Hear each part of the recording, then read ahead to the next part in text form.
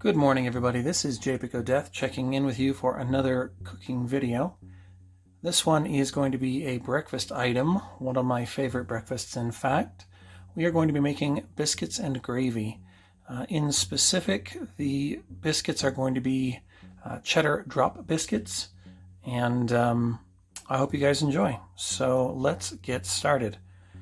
Over here in front of me, I do have 3 cups of flour.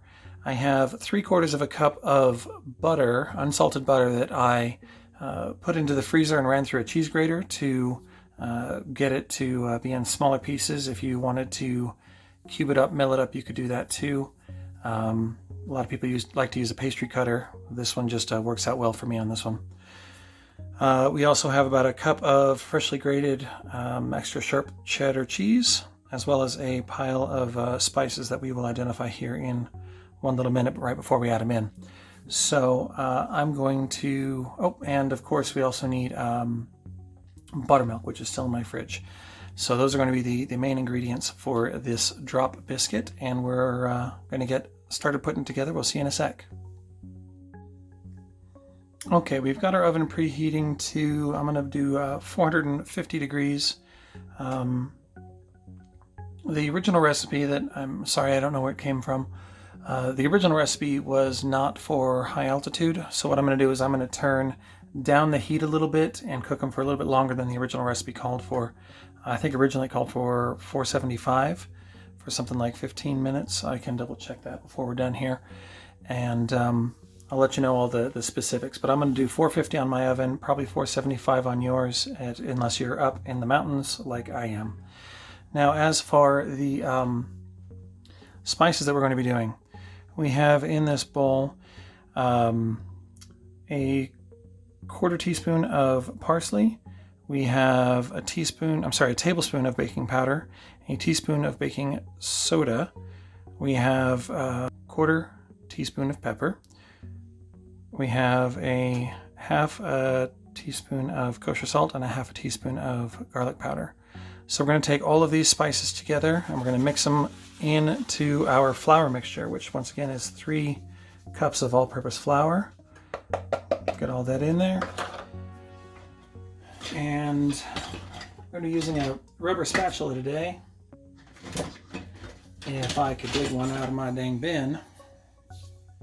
We're going to use a rubber spatula to mix all this together. So we're just going to get these spices mixed through first. And then we're going to bring in the cup of cheese. And after that comes the butter. And then we'll bring the buttermilk in, which I'm sorry to say I did not get out of the fridge yet. So much for having everything in place. All right, so that's about a cup of cheese in there. Like I said, this is our butter. They are in kind of fine little curls. In general, I just grated this just a few minutes ago, and it's already starting to soften up and turn back into one solid mass of butter. So this is just going to help us integrate the buttery bits through the whole dough. But yeah, I did have frozen butter. I had it in the freezer for about 15 minutes. And then I chilled also my bowl and my grater in order to start this off. All right, let me grab my buttermilk and I'll be right back. Okay, through the magic of video editing, here we are. 1 3/4 cups of buttermilk. I'm going to add this in. I think I'm going to do about half to start. Just get it mixed through. It's going to be a kind of a loose, pretty gooey batter. I'm going to use our spatula here to make sure we get all the bits out of the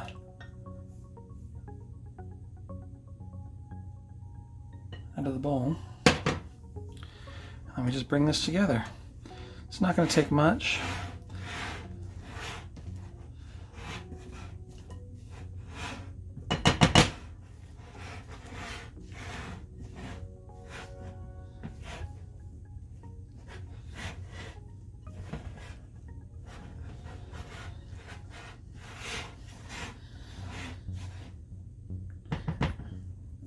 it looks like I might be needing just a little bit more. I also bumped up my flour count by just a smidge, usually a tablespoon or two more for a batter.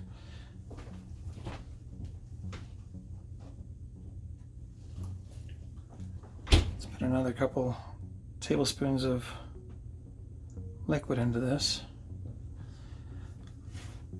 It's not quite come together yet.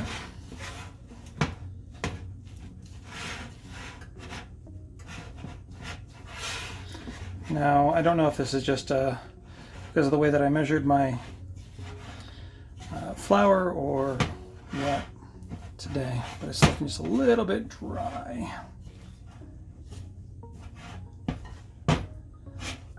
Well, fiddle faddle. You know, every time there's a challenge, it's always when there's a camera running. Always. You can cook 1,000 meals to perfection without one single hitch. And the second there's a camera rolling and you got something to prove to somebody or something to show to somebody else, they're just not working out. All right, here we go. So we got it all integrated through. These are going to be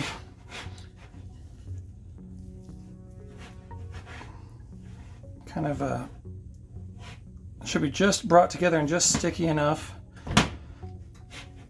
to be one mass, and we don't need to knead it or roll it or anything like that. They're drop biscuits, so they're going to go with a spoon onto our prepared cookie sheets, which I will be back in just one moment with that. Okay, here we are back with our cookie sheet. If you're going to be serving these on like at a table, if you're going to serve them with a meal or something, you probably want to be looking at getting, I don't know, 3 or 4 ounces together. And these ones though, I think I'm going to, ooh, that was a lot more than I was thinking it was. Looks smaller in the bowl, I swear. I want to make these a little larger, a little heartier. Like I said, we're going to be serving these with biscuits and gravy, and they are going to be the main part of the meal. But if I was going to be serving these at a dinner table, I would probably make about, I don't know, a dozen per sheet. But I think I'm going to try to do 6 on these.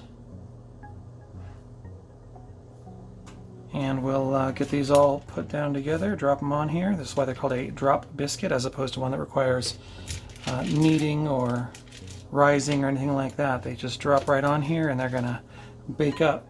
So I'm going to finish up getting all these in the pan, and I will see you guys here in a few minutes after they come back out of the oven. So they're going to go in for about 20 minutes or so until they're lovely and golden brown.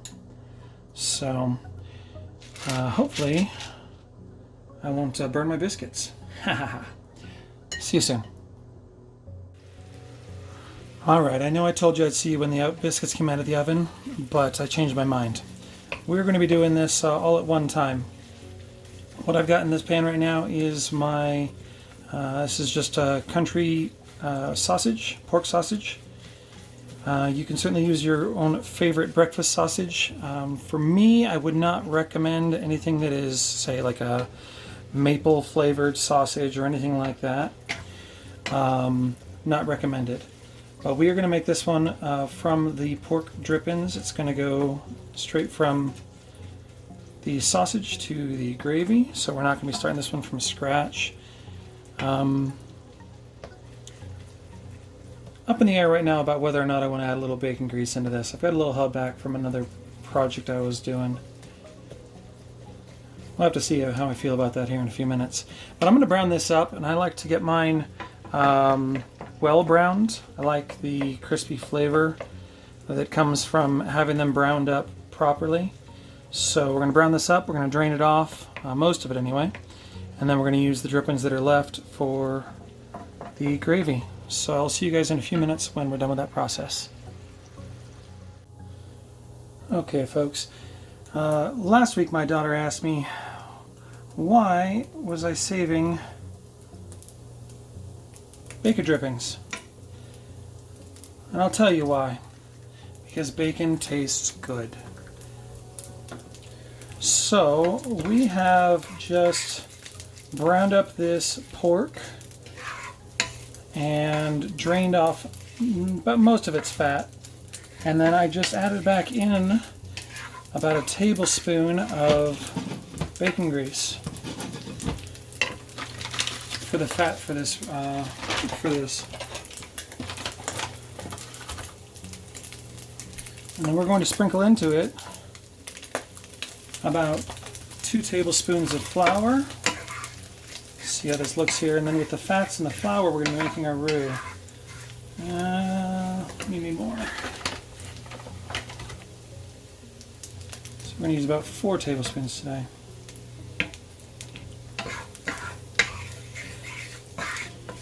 And we're going to get this stuff rendered down, cooked down for just a couple minutes. It's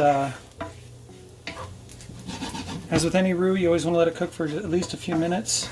Get the floury taste out. But this is the building blocks of our sauce. And without a good roux, it will not turn into a sauce. So I'm going to let this cook for just a couple minutes. According to my timer, we have already elapsed 18 minutes on our biscuit timer. And halfway through I did rotate them.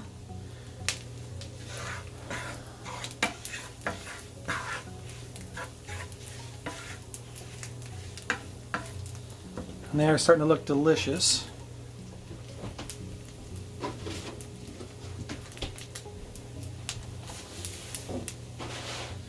And I have to admit, I think that for the amount of fat we've got in here, I might need to go just a little bit more on that flour.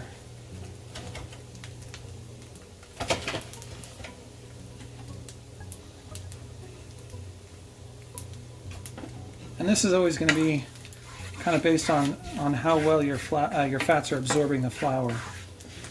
But I did get my meat nice and browned up. Now there's a saying in my family that brown food is good, and I definitely agree with that.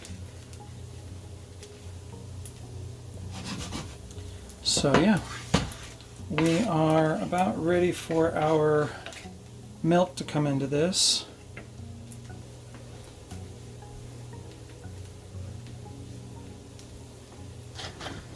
And for that, we're going to get out our, what's it called, a sauce whisk? I know it has a name. We looked at it before. Okay. Well, before this gets any more brown, let's get some milk in this pan. Right now we're cooking a little bit over medium. I wish I could say exactly how much milk we're putting in, but it's going to once again be on feel, and I am sorry for the steam because I'm sure it is. But we always add our milk in a little at a time to make sure that, oh, sorry about that. That's that biscuit timer we were just talking about. We always add our milk in a little bit at a time to make sure that it's getting integrated. If you add a whole bunch of milk at one time, you're going to end up with big old chunks of your roux that don't quite get worked into the milk mixture. Come on, you. We're just going to keep working this and breaking up all these chunks, because the last thing we want are bits of sausage held together with flour that are not cooking properly. That's not going to be good in your mouth, I don't think. That's not going to be a good mouth feel. But, flour and sausage, my favorite. I don't know, maybe it is a regional favorite for you, and I don't know anything about that, but go ahead.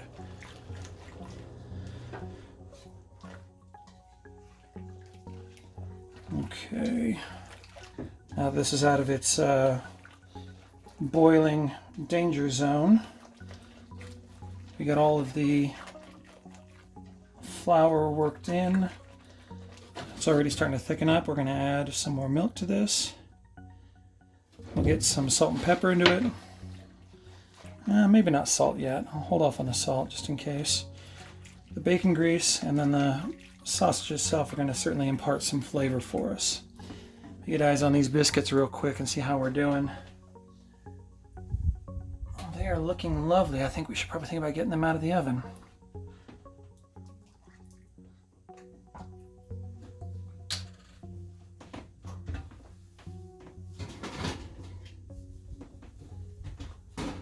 Ooh, plenty hot, but here we go. There's our,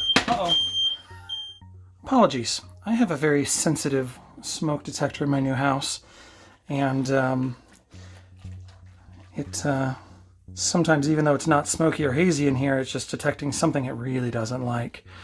So that would be my bad on that. I mean, there is no smoke, there is no fire, but we do have some lovely golden biscuits cooked on parchment paper. Break one of these open real quick just in case, make sure that they're cooked through. I did smash them down just a little bit. Ooh, yep, you're hot. Oh yeah, those are gonna be real nice. All right, let me get the second pan out of the oven, and we'll keep working. So this gravy is almost done already. The biggest thing we need right now is some pepper in it.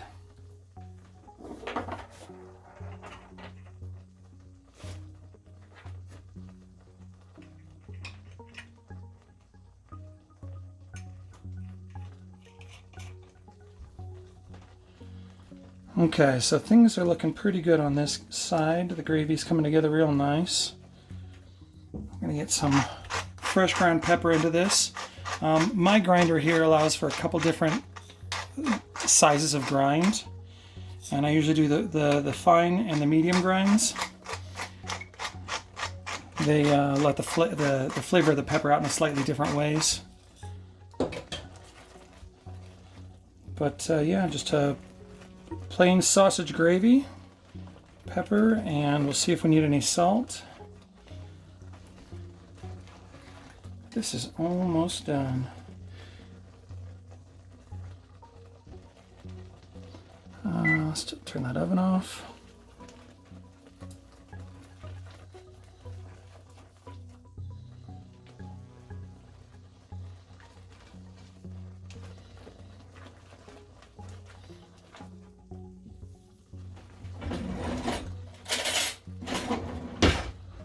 Check the thickness of the gravy. It is, I don't know if you can see this very well or not. It is sticking to the spoon. It is pretty thick. Flavor is not too bad, but I think we are going to need some salt and pepper.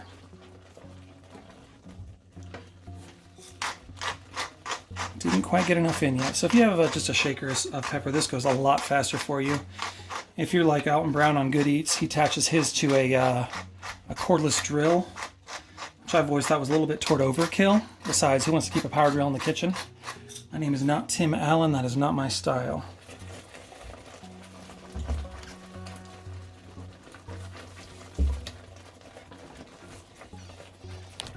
Oop, sorry about that. One of the hazards of cooking was this thing above the stove, so on occasion I hit my head on it.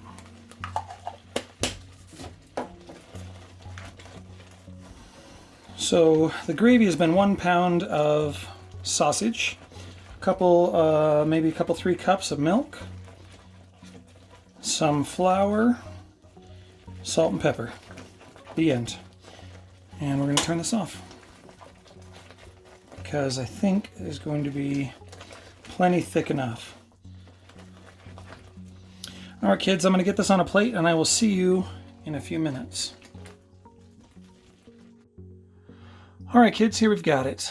This is our homemade biscuits and gravy with these are cheddar biscuits, country sausage gravy, and I'm going to get into one of these other biscuits here just to show you guys, but that is our finished plate.